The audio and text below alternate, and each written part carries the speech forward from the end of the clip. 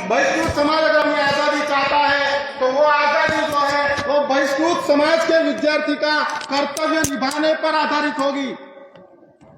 और जीवन के अंत समय में भी बाबा साहब ने कहा कि मैं इसीलिए आज दुखी हूं कि इस आंदोलन को ले जाने वाला कोई नौजवान नहीं दिख रहा है।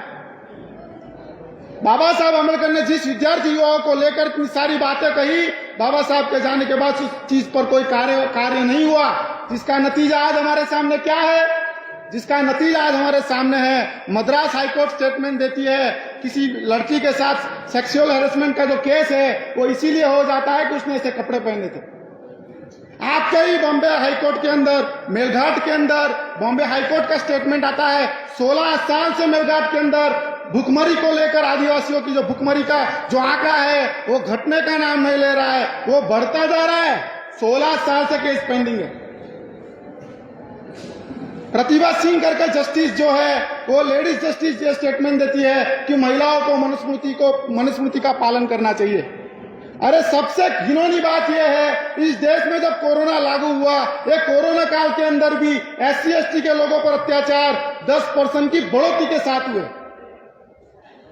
ये सारी समस्या क्यों हुई? ये सारी समस्या इसीलिए हुई, हम लोग वन मैन आर्मी की तरह काम करना चाहते हैं। मैं अकेला ही लड़ेगा। एक चीज को आप समझिए, ये आंदोलन जो है वो जिम्मेदारी का आंदोलन है। आज इस समाज के अंदर जो लोग इस आंदोलन को चला रहे हैं उन पर पारिवारिक जिम्मेदारियां ज्यादा है, और जिनके पास जिम्मेदारियां ज्यादा होती है वो कम जिम्मेदारियां उठा पाते हैं। जिनके पास कम जिम्मेदारियां होती है वो ज्यादा जिम्मेदारियां उठा पाता है। हमारा समाज का जो विद्यार्थी युवा वर्ग है उन पर जिम्मेदारियां कम है। अगर वो इस आंदोलन की जिम्मेदारियां उठाता है तो इस आंदोलन को 10 साल के अंदर हम सक्सेस कर सकते हैं। आपको बताता हूं, जब BSAP का हमने गठन किया, आज से 2 महीना 22 दिन पहले हमने BSAP का गठन किया, लोग हमें कहते थे विद्यार्थी संगठन कैसे खड़ा कर पाओगे?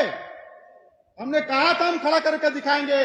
2 महीना 22 दिन के अंदर हमने 8 राज्यों के अंदर संगठन को पहुंचा दिया, और ये 4 सितंबर को हम यूपी का राज्य अधिवेशन लेने जा रहे हैं। हो सकता है, और ये हमने करके दिखाया।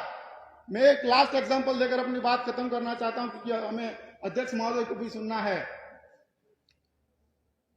मुल्ला नसरुद्दीन की एक स्टोरी है। मुल्ला नसरुद्दीन पसार हो रहा था तो एक आदमी जो था वो बड़े से ताड़ के झाड़ पर लटका हुआ था। सब चिल्ला रहे थे अरे इसको कैसे बचाए? तो मुल्ला नसरुद्दीन ने कहा एक काम करो, उसकी कमर पर डोरी बांधो।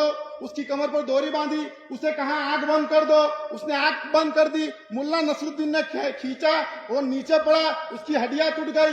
लोगों ने मुल्ला नसरुद्दीन को गालियां दी, अरे क्या किया? उसकी हड्डियां टूट गई। मुल्ला नसरुद्दीन ने कहा एक दिन मैं भी कुएं में गिर गया था तो मुझे ऐसे ही बचाया था।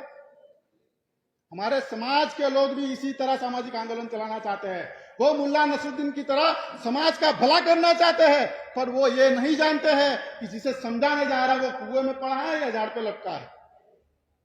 अगर विद्यार्थियों के साथ हमने ये काम नहीं किया तो याद रखिए, आने वाले समय में अगर हमने विद्यार्थी आंदोलन खड़ा नहीं किया तो ये जो परिस्थिति आज सुप्रीम कोर्ट और हाई कोर्ट के द्वारा खड़ी की जा रही है, हर दिन हमारे साथ परिस्थितियां गंभीर होती जा रही है। बिल्किस बानो की मर्डर हमारे सामने है। 11 ब्राह्मणों को केवल इसी मुद्दे पर छोड़ दिया गया, अरे वो ब्राह्मण है, संस्कारी है। तो दिल्ली वाले कौन थे? वो संस्कारी नहीं थे। तो ये समस्याएं खड़ी हो रही है। हाथरस जैसा कांड हमारे सामने खड़ा है। गजेंद्र, अभी जो इंद्र मेघवाल वाली घटना हुई, मैं पेपर न्यूज देख रहा था, अंबानी को केवल धमकी मिली, सारे पेपर में फ्रंट लाइन में न्यूज छपी, और इंद्र मेघवाल की मैं न्यूज देख रहा था वो तीसरे चौथे पाने पर थी। आज देश में हमारे बच्चे की मौत की वैल्यू इतनी हो गई है कि उसे आज भी फ्रंट लाइन के अंदर उसे अछूत बना के रखा गया है। आप महाराष्ट्र के लोगों से मैं केवल एक ही विनती करना चाहता हूं, आप लोग क्रांति भूमि से आने वाले लोग हैं। इस क्रांति को लगाने के लिए, इस क्रांति को वापस खड़ी करने के लिए हम पूरे देश में लगे हुए हैं। 8 राज्यों के अंदर हम संगठन को खड़ा कर रहे हैं। आपसे विनती करता हूं, आप लोग भी हमें विद्यार्थियों का साथ सहयोग दीजिए। ये जो सारा बवंडर खड़ा किया गया है, ये बवंडर को हम एकदम से बैठा देंगे। और प्रोफेसर साहब ने जो बात की है, तो मैं प्रोफेसर साहब का दोनों हाथ से स्वागत करता हूं कि आप भी हमारे साथ बहुजन स्टूडेंट फेडरेशन इक्वालिटी के अंदर आकर काम कीजिए। हम भी इसी तरह नए तरीके से लोगों के बीच में काम करना चाहते हैं। आपने मेरी बात ध्यान से सुनी, इसके लिए आभार। जय मूल निवासी।